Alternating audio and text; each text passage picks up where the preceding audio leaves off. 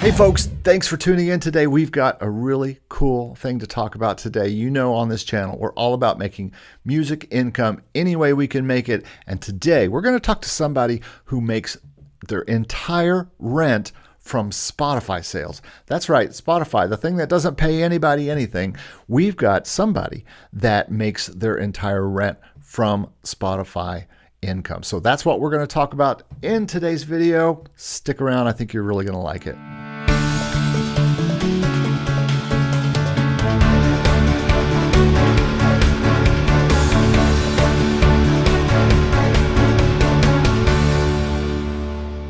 Hey there, if you're new to our channel, I have a brand new ebook. It's called 50 Ways to Make Music Income. Super quick read, super fun, and it'll get you just some ideas flowing to make music income or music careers. You can find it right here at MakeMusicIncome.com/50 ways. So take a look at that and download it, and then you'll be on our email list. And you want to be on the email list, like I said last week, because we're going to have some new stuff coming. So get on that email list. You'll find all that stuff in the description below. I'm really excited to present this interview to you with Dan Barracuda. And Dan has been part of our mastermind group. If you don't know about our mastermind group, you can check it down below as well. But we talk about music licensing, and he's found a whole different way to make music with his guitar and his unique styles of music. Dan's had a lot of success lately, signing with Music Find, signing with Motion Array, and signing with another library named Scorekeepers. And he has really been on fire lately. But the thing we're going to talk about today is the thing we all want, a music source that just comes in from our music to pay our rent. Hello. So let's go right now to that interview with Dan. All right. Well, I'm really excited to be here with Dan Barracuda. Dan, tell us your real name. Dan Barracuda is your stage name. What is your real name? My real name is Dan Barracuda. Barracuda. That's right. You almost have to say Italian, like. Yeah, it's Peruvian. A lot of people think it's Italian, actually. Well, when you say it, Barracuda. I know, yeah, Barracuda. And my brother's name is Mario, and my dad's name is Mario. That's hilarious. Well, today we're going to talk about something that we've only talked a little bit. We talked about this with Tom Dupree a little bit. And today we're going to talk about a unique, different way to have Spotify success using curated Spotify playlists, something that everybody wants to know how to do. And apparently only Dan knows how. But we're going to talk about the secrets, really, with how he gets so much Spotify play that it pays his rent. Okay, did you hear that? Spotify pays his rent. So let's start with that. What are you making in general figures with Spotify per month because you put your music up through these curated playlists? We'll get to how to do that in a minute. But for now, let's just talk about what you're making. So it's an interesting question to answer because it's been increasing every month. So like in March of 2020, this all started in 2021. So in March of 2021, I made like $1. And then in April, I made like $80. And then in May, I made like 150. And then it went to like 300, and then it went to like 500, 600, 800. And here's the thing, the distributor that I use, Amuse, which I highly recommend, Amuse.io. Cool. Amuse, yeah. I love them. It's so simple. This is just a springboard for Spotify. It's very awesome UI, and it's just great. The customer service is good. And they are like a distro kit in that you pay once a year and you can upload as much as you want. Exactly. Unlimited uploads, which is awesome. And they're also like DistroKid and other distributors in that every end of the month, you find out how much you made 3 months prior. So I only know how much I made in November, and that was over $1,200. And it's going up, and I'm very, very grateful for it. I think I'll be hitting like 2K mark soon, and it's pretty awesome. Well, one of the things that I've been trying to sell on this channel, and I'm going to keep selling it, folks, everything, all the things that you can do, all the things with a $sign as the S, all the things that you can do to make music income, not just stock music, not just sync licensing, not just playing gigs, not just putting your stuff online, not just Spotify, but all of it. And I think the mistake people make is getting into one little corner. And so that's why I work so hard at trying to spread this gospel, basically, that there are lots of things to do. And you're you're doing many things too. You not only do this, but you have an artist side with a partner, and you guys go out and do all gigs and recordings and Sync. That's why I reached out to you for sync, like to Yep. get help with sync. And I just heard back from Music Vine today, and things are looking really good. Oh Yeah. gosh, we need to do a new video about that. I know. I got a great email from them like 5 minutes before this call. Wow. Okay. Well, I'm sure everybody would like to hear about that too, but we got to stay on task here. Yeah. So and we but got to sync talk is about like the big Spotify. frontier for me. I really want to get to sync. Well, sync should be everybody's big frontier. Yes. But you have found a monthly income source, and that is very important to the life of all of us who work in music or want to work in music full time, is to have that lifeblood monthly income that you can at least somewhat depend on. I mean, like what happened with Motion Array, where they took the payments down this month.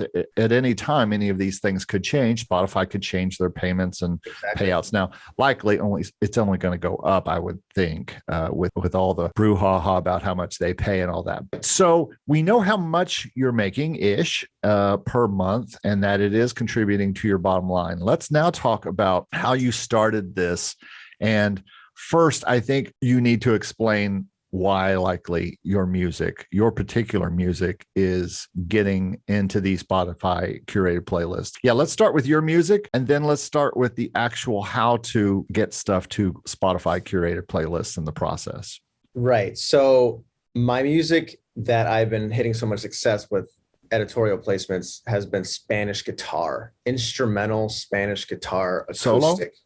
Solo music. Yeah, it's kind of like dual though. It's 2 tracks. It's like, rhythm track with like an alternating chord progressions, like A and B section. I alternate for 2 minutes and then I'll improvise over it.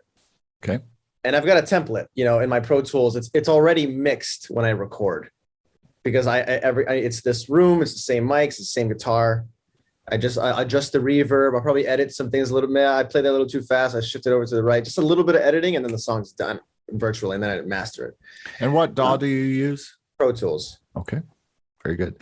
And do these compositions vary, like do different things every time, or do you stick to a certain kind of format? I stick to the same structure. It's like usually like A, B, A, B, A, Right.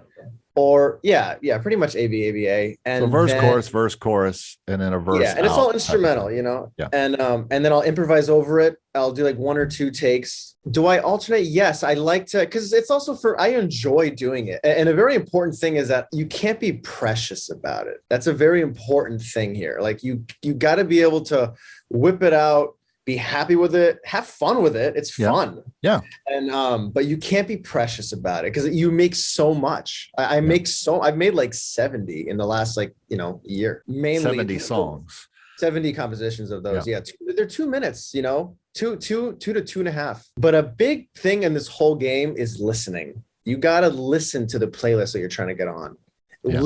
I get inspiration. I listen to the other Spanish guitar songs, and I'm like, all right, what kind of vibe is it? What kind of rhythm, and I'll just do something similar, and then I'll like change things up, and I'll do 3/4 for a little bit. I'll do some waltz stuff, And what people need to understand is, even though it's Spanish guitar sounds like one narrow thing, there is probably a multitude of genres inside Spanish guitar. It's not super flamenco-y. It's not. You could do that, or you could do bossa, or you could do all sorts of stuff, right? But again, it's like, what playlist are you trying to get on? And the particular playlist that I've been getting on is called Relaxing Spanish Guitar. Yeah. Gotcha. So it's not a lot of overplaying. Right. Exactly. It's chill. It's relaxing Spanish guitar. So I'm listening. You got to listen to it. And I've gone into other lists too, because I love acoustic music, and I've been getting into the coffee house classical guitar, I think it's called. It's like non-Spanish, but acoustic music. Mm-hmm. And there's other lists that I've been trying to get on, bigger lists. Some have like 500,000. Relaxing Spanish guitar now has like 80,000. But last March, it had like 33,000. So it's been growing. So the list grows as you grow, your niche list. Now let's talk about the process if people don't know how to get music into Spotify playlists. And what we're talking about is when you go to Spotify and you search for playlists, the ones that have a Spotify symbol in them, correct? These are Spotify made lists. It'll say by Spotify. It'll have the emblem on the top left. Yep. And those usually get consistently the most people listening because Spotify suggests them to people. Whenever they open Spotify, they say, what do you, and you type in guitar and it's going to give you their playlist first. They're not going to give you somebody else's playlist, most likely, unless you type something in very unique, I guess. Exactly. So explain the process from your side. I've done it before with many artists, but you explain it how you do that. Once you have a finished piece, what's the next step? I go on Amuse and or Amuse. I don't know why I call it Amuse, but it's Amuse. And I go to release, and then you type in, you upload the artwork, and I get all my artwork from Pixabay, or there's so many other sites, royalty free sites. Yeah. And then you can add your title on it, like put some text on it. Do you do that inside Amuse, or do you do that yourself in Photoshop? You do that. I do that myself. I don't do it. You can't do it in Amuse. You just have to upload the artwork, 3,000 by 3,000 pixels, I think. Do you do 300 pixels, 3,000 by 3,000 at 300 pixels? 3,000 by 3,000. I have no idea why they need something that big, but okay, let's skip that. That's a personal bug. And then you name it. I always have a lot of fun naming them. Yeah, I love naming them. I don't know why. I just really enjoy it. What are some of the names? Give us an example. Like Eres Divina. Like, because I'm doing Spanish stuff, I do a lot of Spanish titles, but not always. I've done like Crimson Heart, Poemas, that's poems in Spanish. What else have I done? I do a lot of like a lot of female names like Delilah or Adriana, or Elena. Sure. Sometimes they're people in my life, or they're like a family member. Like I have a profile that's named after my new nephew. Like, he was just born, my first nephew. That's very cool. Yeah, and I'll do one for like my mom's mom, and I'll just have all these different profiles, and I'll name titles based on like people's names that I know. Yeah. So then I go to release, and then you got to do it 3 to 4 weeks from the moment that you're submitting it, because it needs time. You can hurry up. If you really want to track on Spotify, you can have it up there in like 2 weeks, I think, or 10 days is the earliest. I've had a Distro Kid will get it up there in less than a week.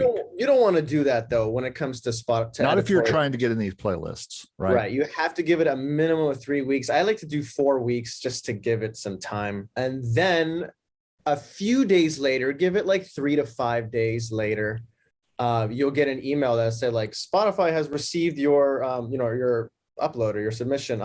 You can head on over to like the dashboard and pitch to our editors. Okay. And then you do that. Explain the dashboard. So Spotify for Artists is a dashboard, and then you can see your profile, and it'll have like a purple button in the middle that say pitch a song. And you can only pitch one song per album. So this is a singles game. It's all singles. I'm not doing albums and releasing them every month. It's one song a month.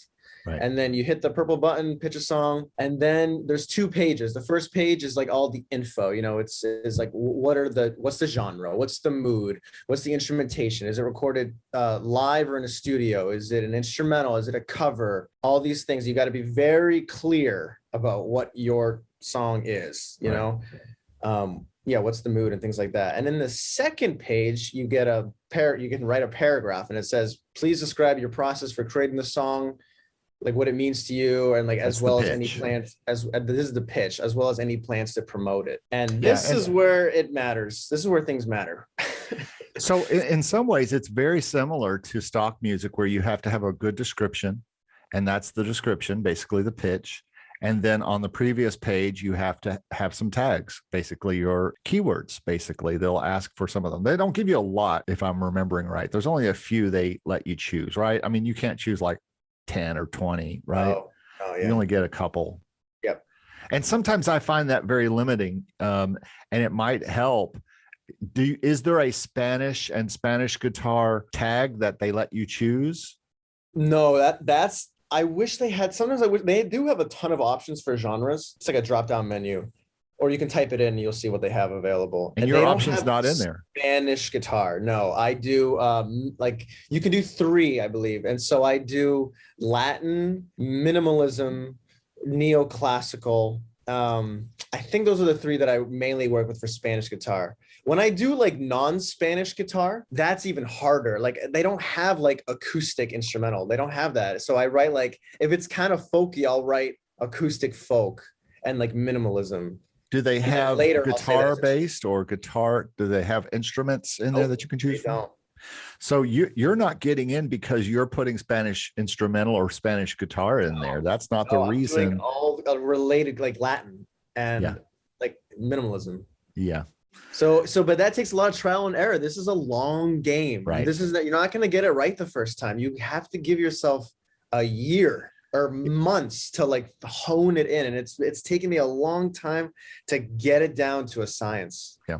After this happened and you started getting into this Spanish guitar playlists, did you begin to look for other playlists to be in? And because there's no like correlation that I can find between the pitch on Spotify for artists and the actual playlist you get in. I've tried to shoot high, like there are some big playlists, like I think Peaceful Guitar.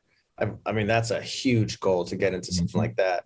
That has like 550 or something thousand followers, whereas Spanish Guitar has like 80,000. There's Sad Guitar. It's got like 33,000. There's a lot. There's one that I really want to get into. It's called Sweater Weather Instrumentals. That has like 88,000. So it's a little bigger than just a little bit. Cozy Acoustic Morning. Yeah, I listen to Cozy Acoustic Morning sometimes. Yeah, I'm trying to get into that. So what do I do to try to get into that? I listen to it intently. Sit down and listen to it and like get a vibe for it, and then I'll try to compose along that vibe. Okay, so let's talk about your other strategy that I guess pays off for you. You can tell me, I think it does, is your alternate profiles. Your main one that it seems like the biggest is called Barracuda Sound. Is that correct? Barracuda Sound. So if you want to see what Dan is doing on Spotify, go to Barracuda Sound on Spotify. And it's got 30, 40,000 followers, right? Or is it 50? It's got like 62,000 monthly listeners right now. Monthly listeners is really not followers, monthly listeners. That's the thing you see first, I think, in your Spotify pro, without going into your deep dive into stats and stuff. That's what you see first on every account is how many monthly listeners they have. But that's just one of your artist names on Spotify. So tell us about some of the others. I have like 25 right now. Wow. Yeah, but so what happened was I hit editorial in March, like the end of March of 2021, and then I hit it in April, and then I hit it in May, and I was like, well, what's going on? This is pretty amazing. And then June, I think I hit it, and then like July, I didn't, and then it sucks when you don't hit it, after that many in a row.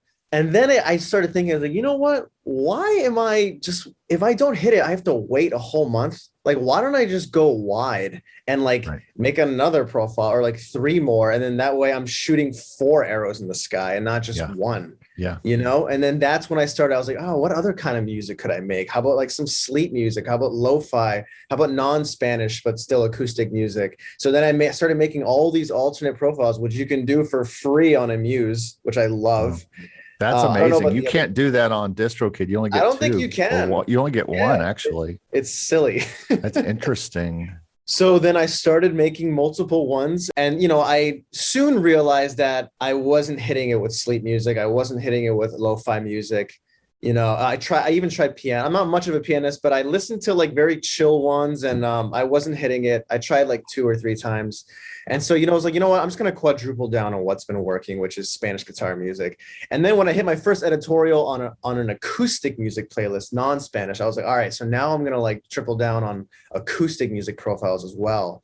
So I have like 8 Spanish guitar profiles and like 2 or 3 acoustic music profiles, and all those other ones that are the 25 that I said are experimental ones. I've done white noise, I've done pink noise, I've done brown noise because there's a need for it. These playlists have 50,000 followers. I've done and then lately I've been working on field recording. There's literally a playlist called Sounds of the Ocean that has like almost like 1 million followers. Sure. Like if you on that is just gold. So I've tried it. I haven't hit it. I'm gonna keep trying. What is paying the rent is the Spanish guitar instrumentals and the acoustic instrumentals, probably, right? And of those Spanish instrumental channels, of which you have 6 to 8 of them, or 8 of them, I think you said, any of them approach Barracuda Sound as far as size of monthly listeners? Or so Barracuda Sound has like 62,000. My next biggest one has like 23,000, and then I have a bunch that have like 12,000, 10,000, 6,000, 8,000. That's pretty good. That all contributes to the bottom line. So that's very cool. So see, this is a music income that is possible. And I think people are really missing out. I ask this question all the time on my channel is, are you also taking your stock stuff that you're creating, especially if you're creating good stock stuff and it's making you money? Are you also putting that on Spotify? And why the heck not if you aren't? Because it's like, put it on, just do it. It's not going to hurt anything, especially, I mean, what does Amuse cost? $20 a year? I think I did my first year, which was last year, I think I did like a discount that made it $20. But then I saw recently that I got charged $60 for this year. So I think it's $60 a year. Probably, unless you get the discount, that's 20. You can probably do one that's just like one profile for $20 or something. The Distro kit is $20 for one profile. It's $35 for two profiles. And then when you get up to $60 or $70, I think it's 5 or 6 profiles, but you're probably got one that allows all these profiles. And I think personally that is very, especially from my point of view, where I, like you, have so many different brands of music. I have several different jazz brands. I have a piano brand. I have a folk brand. I have a classical brand. I have all these brands. And I want to put them all out on Spotify and try to make lists, because I'm already taking these songs that I'm making. Just finished a folk, kind of an indie folk one. It's all, I just loaded it up to Motion Array, loaded it up to Pond 5, loaded it up to Audio Jungle. The next step should be loading it up to Spotify, and trying to aim towards those lists. So that is going to be part of my strategy this year, thanks to you. Now, I will say, and I want to mention this to everyone who is watching this, that Dan is one of the only people I've ever heard talk about having this much success with Spotify, curated Spotify playlists.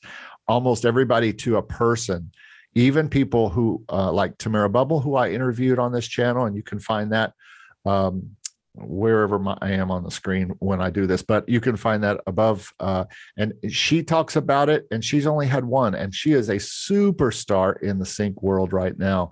And she releases one a month, a song a month, and has only had one curated song. And she does hip hop, and it's really accessible. Right. But I think when you get into hip hop, when you get into ocean noise, brown noise, when you get into things that so many people do, I think you start getting into a numbers game where it's a million times more competitive, especially once vocals are introduced. Like hip hop, rock, pop, those lists are incredibly competitive. And then this is a niche. This is instrumental. This is guitar music, or it's piano music, or Well, man, this is super interesting, Dan. And where do you want people to go find out about you after they watch this video? Where's the best place do you have like a main website, or would you rather them just go to Spotify and listen and get you more listens? Dan Barracuda, danbarracuda.com. Instagram, my handle is Dan Barracuda, 2 R's. All right. Well, Dan, thank you so much, man, for being part of this. Great talking to you about this. And we've been planning this for a long time. So I'm so excited to get this out on the channel. So thanks again, and we'll talk to you later. So I hope you enjoyed that interview. I think we all need to be pushing our stuff to Spotify. And if you're like me, and I hope you're not, but if you are like me and you have all this stuff out on stock and you think, man, I need to now be putting this on Spotify, I could follow some of Dan's advice and get into these editorial playlists. You can even do ads. We're going to be talking more about ads. I just really think it's important that we are putting that stuff up as a possible income source, as legacy of what we are doing with our songs, not just hiding them in stock libraries, but putting them out for the world to hear on Spotify. And as you saw in this interview, that's something that could bring in some real income. And remember to download the book, 50 Ways to Make Music Income. You can find that at the link below. It'll be in the description. Make sure you get that ebook. And also watch this video that I did with Tom Dupree, where we also talk about Spotify and how to get some Spotify action going by doing Facebook ads. Thanks so much for watching. We'll see you next time.